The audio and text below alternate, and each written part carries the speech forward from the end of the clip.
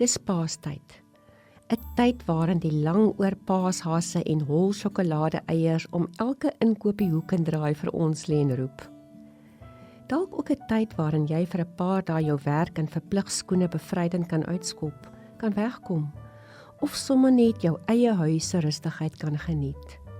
Maar natuurlik weet ons dat hierdie die tyd is waar ons Paasvrydag weer opkyk na ons Here wat pyn verbeet aan die kruis hang.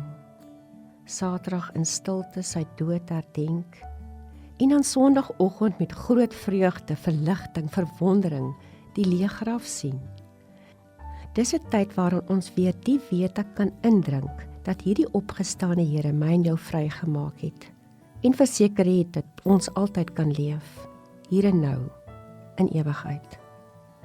Kom ons word vandag stil met een van die mees aangrypende gedigte oor Paasfees wat deur die woordkunstenaar Elisabeth Eybers geskryf is.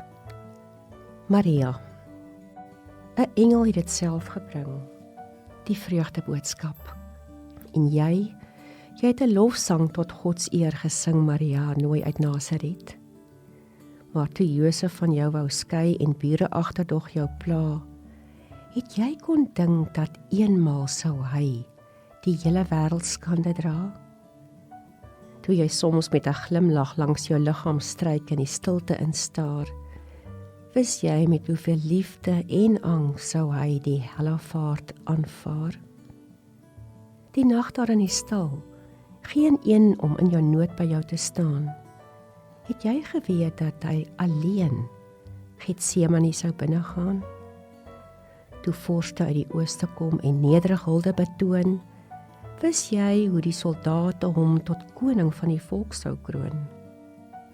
En toe hy in jou arms lê, sy mondjie teen jou volle bors, het jy geweet dat hy sou sê, toe dit te laat was, ek het dors.